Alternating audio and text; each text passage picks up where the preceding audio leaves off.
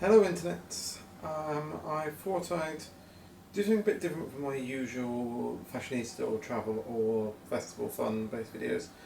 I thought I'd talk a bit about my experiences of travelling while being trans.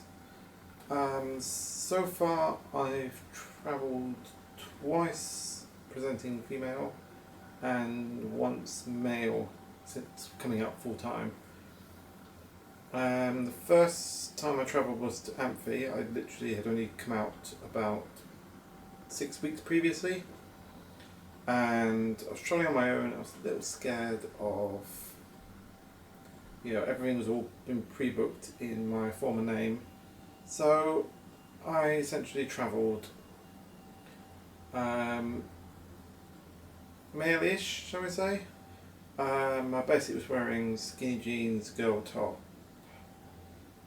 hat, no hair, but hat, and a bit of makeup, and yeah, that was alright. I would say not wasn't ideal. I'd rather not really do that again, but I'd say I wasn't sure how things would work with security, passport control, especially flying to another country solo. I wasn't sure how that would work. Then the trip afterwards was Meraluna with the Goths on the bus, and this was 2015, by the way. And yeah, I should probably explain a bit about how it works when you travel on a bus or to Europe, through basically going through Dover and on across the ferry to Calais. Basically, you do both countries' formalities before you board the boat. So going from the UK to France in Dover, you go through British and then French formalities, and coming back you do French then British in Calais. So I was quite nervous. We joined the line of coaches waiting to go through the custom search, French search and hut, and as they were quite busy with tour coaches, they basically waved us around and didn't have to show my passport or anything, just straight on the boat. Basically they're more interested in like Megabus and the scheduled ones, which are I think quite popular with drug runners. So yeah, they pretty much always get pulled in, and if you're behind them, and your private tour coach, then you'll be waved around most likely. Well, that's how it went last year. Then coming back, it was again the French didn't take an interest, and in Calais the British make you get off the coach and go through a full passport check. Pretty much every time, and so it was into the hut. I showed my passport, which still has my old photo in, which I'm not showing you. This photo's in 10 years old and is very, very pre-transition. Said that I was waiting for documents for Depot and stuff like that, and he was just like, yeah, I can see you're matched ish. Welcome back to the UK. So that was passed with no problem at all. And this year's Goths on the Bus, all three coaches got pulled in for a full search by the British at Dover, or full passport check rather than search. We joined the line behind the Midlands bus, who had someone lose a passport, so we were sat a little while they searched, and eventually they found it just as the guy in question was about to be taken away by immigration. So that was a slight relief, and then basically they came on board our coach, or a couple of port employees came on our coach, and they basically just ran every passport through a card reader device. They're really just clocking you, checking you out of the UK, as it were. So it's just, if you're flying, it's done by your airline through the API thing, but with boat with like a car or ferry crossing, they have to check it at the port. So that was easy enough. Another trans person on the coach, I think was quite worried about it. She's still quite new. I'm not sure whether she's planning to transition fully or not.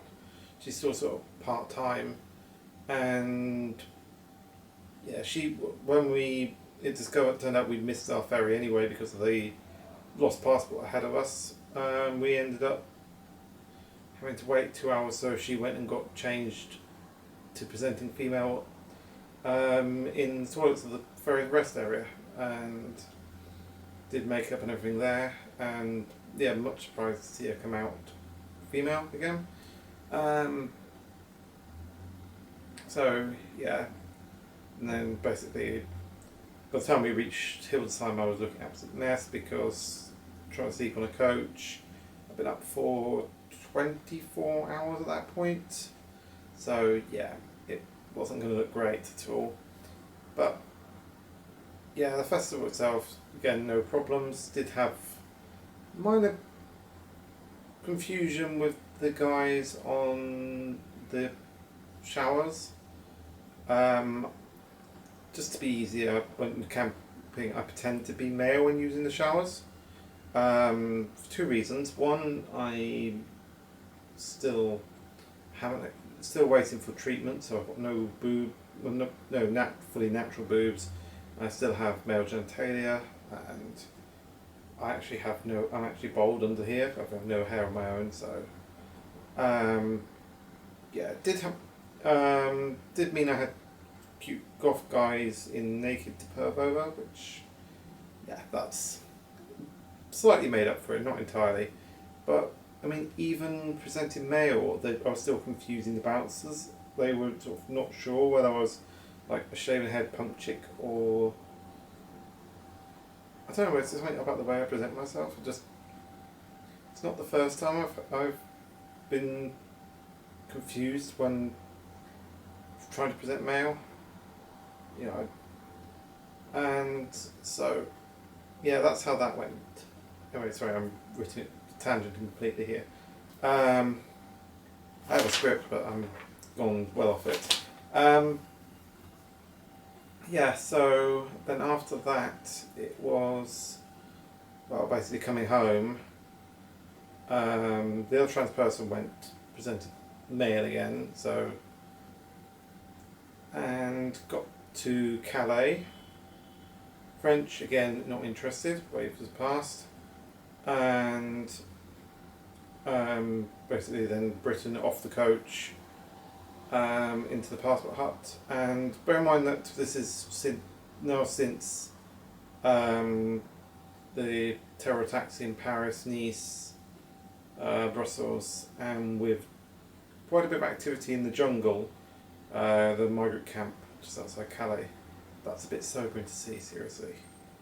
It is sobering to see that. That's right. Yeah, so I had the passport checked, and they were then like, "Do you have any ID with your current look on it?" I was like, "I got my driving license, but it's in the coach. No, you can't go back to the coach. Would you object to lifting your hair so that they could at least see?" And I was like, they're like, "We can offer someone a private room if you want." Well, as I say, with me going to the showers presenting male-ish, I wasn't too bothered, so I started lifting the hair up a bit.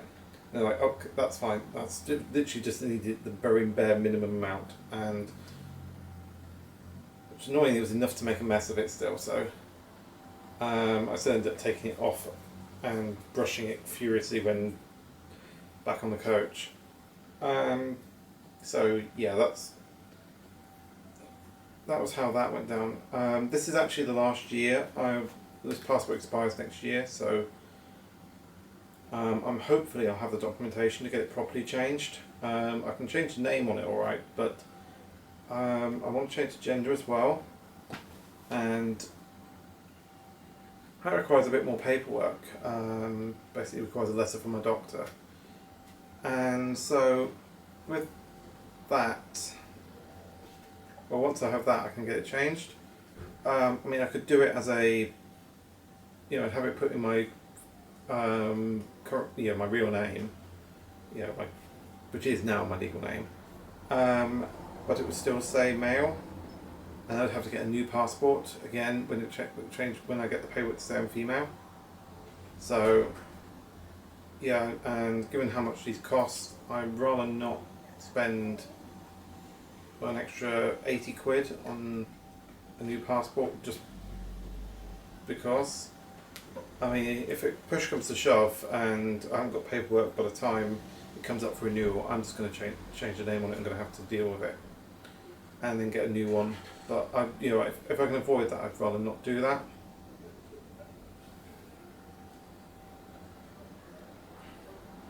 So, as I say, I'm not going to brave air. Don't think I'm going to brave air travel until everything's in my new name.